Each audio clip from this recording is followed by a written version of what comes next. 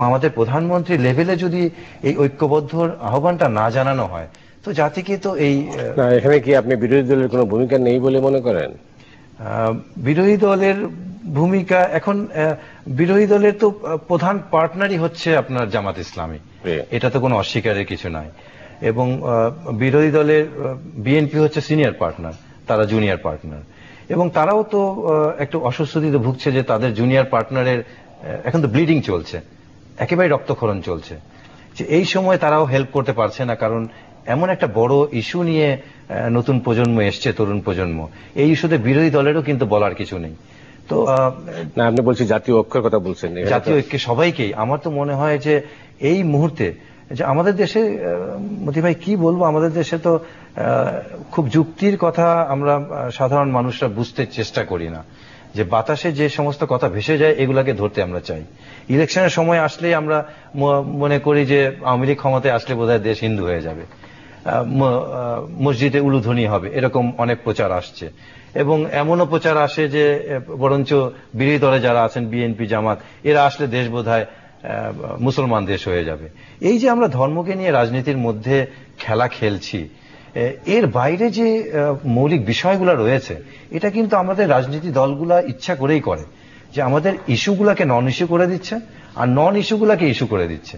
তারা এটা কিন্তু বলে না যে আমরা ক্ষমতায় গেলে জনগণের টাকাকে আমরা কিভাবে সদ্ব্যবহার করব, সুশাসনের জন্য আমরা কি করব, আমরা পার্লামেন্টে বয়কট করব কিনা, আমরা জনগণের পয়সায় গাড়ি আনবো কিনা, আমরা লুটপাট করলে তার বিচারের কোনো বাধা আমরা করতে পারবো কিনা, নিজের দলে লুটপাট করলে তার বিচার আমরা করব কিনা, এই যে মৌলিক ইস্যুগুলো, আমাদের শিক্ষার অবস্থা কি হবে, কৃষির অবস্থা কি হবে, শিল্পায়ন একেবারেই বন্ধ, গ্যাস নেই, শিল্পের কোনো অবকাঠামোই নেই, এই বিষয়গুলো কিন্তু কেউ আনে না। আজকে এগুলো ঢেকে যাচ্ছে নন ইস্যু দিয়ে। তো আমাদের এই যে ধর্মীয় বিভেদটাও কিন্তু একটা বড় নন ইস্যু রাজনীতির।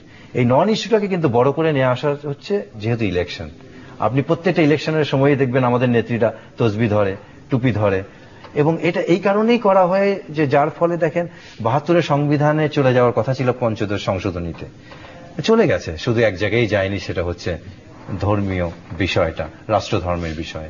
তো আমাদের রাজনীতির দলগুলোও কিন্তু এই বিষয়গুলোকে তারা রাজনীতির একটা বড় অংশ করে ফেলেছে। এটা থেকে মুক্ত পাওয়া মানে এই সময়ে তো খুব কঠিন।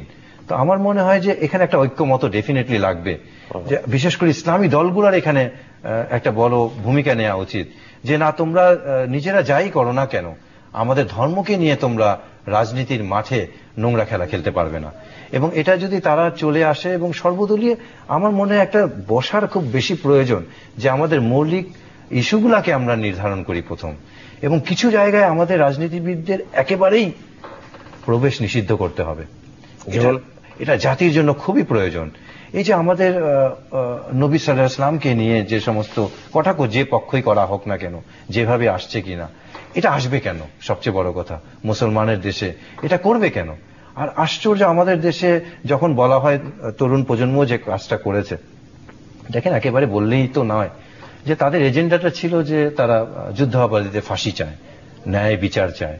সেখানে অনেকগুলো এজেন্ডাকে তারা নিয়ে এসছে, ওকে মানে না, ওকে রাজাকার, সে নব্য রাজাকার, তার ওই খেতাব নিয়ে নেওয়া উচিত, সে টকশোতে এটা করে, সে রাজাকার।